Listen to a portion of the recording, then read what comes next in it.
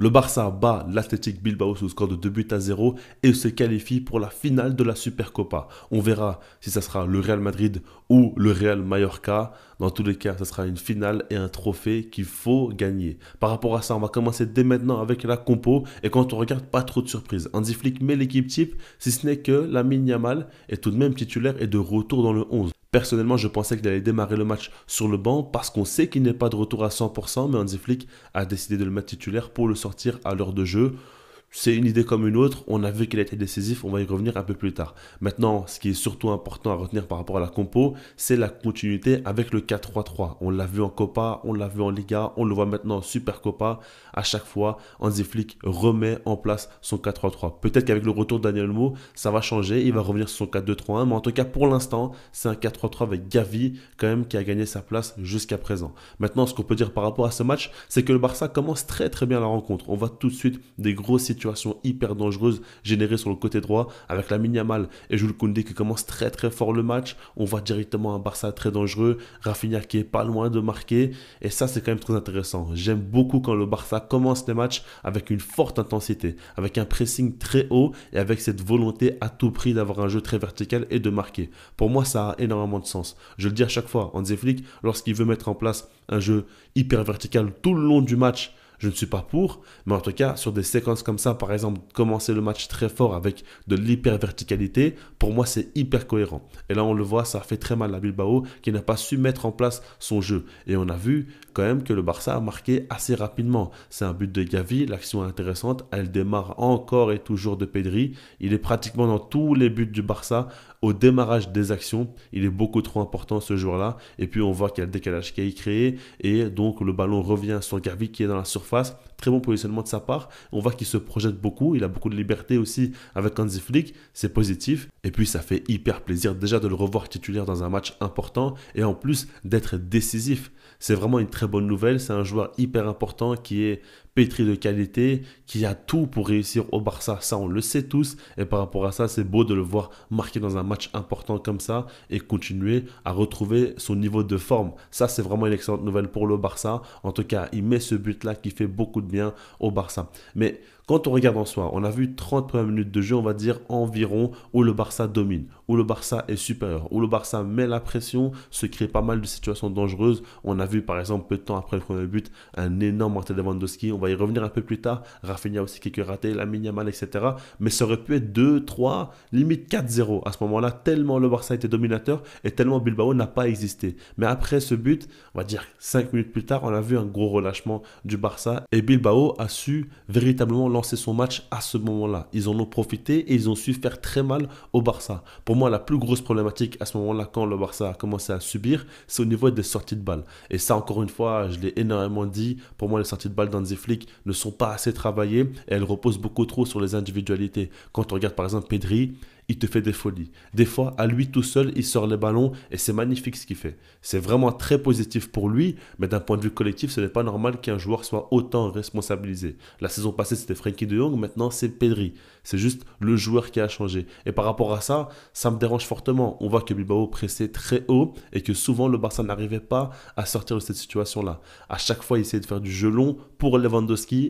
Et il ne nous a pas du tout aidé dans ce domaine-là. Parce que lorsqu'il recevait des ballons longs, dos au but, à chaque fois, la plupart du temps, en tout cas, il perdait le ballon. Et ça, c'est vraiment problématique. Lewandowski, d'un point de vue technique, déjà, on voit qu'en ce moment, ça ne va pas du tout. Pour moi, il a réussi une seule action, c'est son extérieur du pied pour Lamine Yamal. Et encore, c'est Gavi qui a l'intelligence de laisser passer le ballon entre ses jambes pour que Lamine Yamal ait le ballon. S'il ne le fait pas, c'est sûrement une perte de balle encore une fois. Il a beaucoup trop de déchets dans son jeu. Et puis, à la finition, encore une fois, à un moment donné, Rafinha lui offre un caviar, le but est ouvert. Et je ne sais pas ce qu'il fait avec son pied. Limite, le ballon va en touche.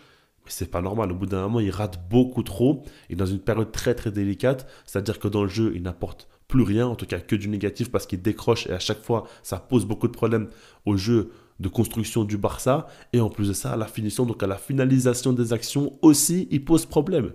Vraiment, c'est devenu un poids lourd pour cette équipe.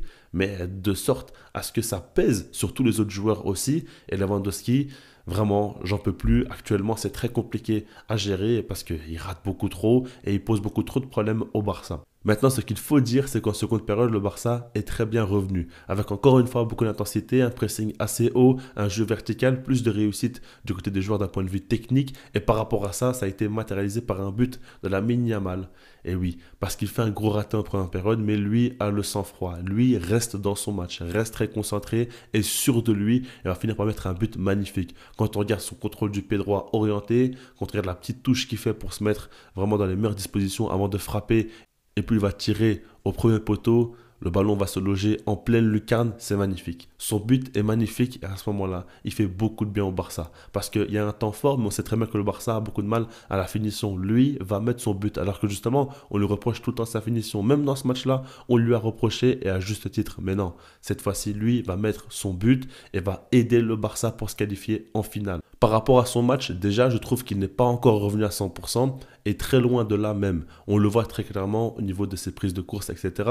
C'est vraiment pas Lamine Yamal qu'on a l'habitude de voir d'un point de vue physique. Maintenant, si on regarde par rapport à son jeu, déjà, je trouve qu'il a été trop peu de fois touché par ses coéquipiers et ça fait qu'on ne l'a pas assez vu. Mais en dehors de ça, je trouve que Lamine Yamal a fait quelques gestes techniques très intéressants, très beaux à voir, mais globalement, c'est encore trop léger. Par rapport à ça, il faut laisser un petit peu de temps qu'il retrouve du rythme, qu'il retrouve sa forme physique aussi, pour qu'il puisse véritablement montrer son vrai niveau. En finale, j'espère qu'il sera un peu meilleur encore, parce que là, ce sera un step au-dessus. Il va falloir assumer encore une fois un match très important, mais de manière générale, Lamine Yamal, lorsque l'enjeu est très important, lui aussi, il arrive à hausser son niveau de jeu et il arrive tout simplement à nous régaler avec des célébrations qu'on n'oublie pas. Ça, c'est vraiment un petit bonus. Après, ce qu'il faut se dire, c'est qu'il sort à l'heure de jeu, alors qu'on voyait bien qu'il montait en puissance. Maintenant, Hansi Flick le fait surtout pour le préserver, parce qu'il n'est pas encore à 100%, comme je vous l'ai dit. Maintenant, par rapport aux autres joueurs, j'aimerais parler de quelques-uns, parce que déjà, juste avant de le dire, ce qu'il faut comprendre, c'est que Hansi Flick a été obligé de faire beaucoup de changements, avec des Ferran Torres, des Frenkie de Jong, etc., parce qu'on voit que les joueurs ne sont pas encore à 100% et qu'ils accusent le coup. Dans 3 jours, il y a une finale qui les attend, et par rapport à ça, il faut un petit peu anticiper les choses. Et ça fait que forcément, niveau de l'équipe baisse, mais ce n'est pas à mettre sur le dos d'Hansi Flick parce que lui n'a pas le choix. Son effectif est beaucoup trop léger et par rapport à ça, il doit faire avec. Maintenant, quand on regarde sur le terrain, il y a quand même des joueurs qui me dérangent. Déjà, Alejandro Balde, je suis désolé, mais pour moi, il subit un peu trop la pression. On le voit que par rapport à l'enjeu, il perd un petit peu ses moyens, il n'ose pas assez prendre de risques lors des sorties de balles, il ne tente jamais rien, à chaque fois il met des ballons en retrait pour Inigo Martinez, il tente pratiquement jamais des percées offensives aussi. Il le fait uniquement après des corners lors des contre-attaques, mais sinon, de lui-même, il ne prend pas de risque balle au pied. Et c'est un gros problème pour l'équipe défensivement. Il est bon, ok, mais il doit apporter beaucoup plus.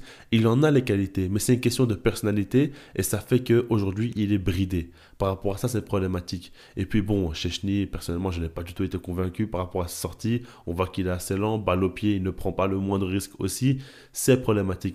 Il y a un joueur qui a raté beaucoup trop dans ce match parce qu'on parle beaucoup de Robert Lewandowski, mais il faut aussi s'attarder sur Rafinha. Et ça me fait du mal de le dire parce que j'apprécie beaucoup le joueur. Je trouve que cette saison, quand même, il a largement évolué. Maintenant, dans ce match-là, vraiment, c'est problématique. Et puis, de manière générale, ça fait quelques semaines quand même qu'il rate beaucoup d'occasions nettes. Quand on regarde ici, selon moi, si c'était quelques mois ce match-là, il aurait pu tout simplement mettre un triplé encore une fois. Là, il a eu beaucoup de situations hyper dangereuses. À un moment donné, il se met sur son pied droit. Ça m'a rappelé l'action face au Bayern Munich, alors que c'était beaucoup plus compliqué face au Bayern entre 2 joueurs et d'un peu plus loin. Là, il rate complètement sa frappe. Elle est cadrée, mais elle est beaucoup trop molle. Et puis de manière générale, il y a beaucoup trop de ratés. À un moment donné aussi, il peut largement dribbler le gardien, comme il l'a fait par exemple face à Neuer. Là, il ne le fait pas du tout. Et le centre aussi de Koundé était excellent. Il fait la reprise, il tire au-dessus. Ça fait beaucoup trop de ratés. Il y a au moins 4-5 situations très dangereuses qu'il rate. C'est pas forcément que les occasions de but où il tire à côté, mais de manière générale, il y a beaucoup trop de déchets. Alors oui, à côté de ça, son énergie est excellente à chaque fois. Il fait beaucoup d'efforts pour l'équipe. Et même au niveau de ses passes, pour moi, à un moment donné, il offre un ballon de but à Lewandowski qui lui va rater, ce n'est pas de sa faute. Et puis avec Lamine Yamal, il se connecte aussi avec le milieu de terrain. Il fait beaucoup de très bonnes choses. Faut pas non plus croire que uniquement par rapport à ses ratés, il passe complètement à côté de son match. Non, il y a quand même du positif. Mais de manière générale, il doit marquer beaucoup plus. Et si aujourd'hui le Barça est beaucoup trop inefficace, n'arrive pas à tuer ces matchs, c'est aussi parce que Rafinha a baissé en régime au niveau de sa finition. Ça, c'est un problème et ça fait que le Barça aujourd'hui a plus de difficultés aussi. Il faut en parler. Maintenant, par rapport aux joueurs qui sont bons, déjà Casado, on en parle très peu, mais lui, à chaque fois que c'est un match important, il hausse son niveau de jeu aussi. Son agressivité est impressionnante. Et puis, balle au pied, il fait beaucoup de bien. Dans ce 4-3-3, c'est la pointe basse. On va dire qu'il n'a pas Pedri à ses côtés pour l'aider lors des sorties de balle. Et pourtant, généralement, il s'en sort très bien. Vraiment, c'est un super joueur. Et puis, justement, j'ai mentionné le nom de Pedri.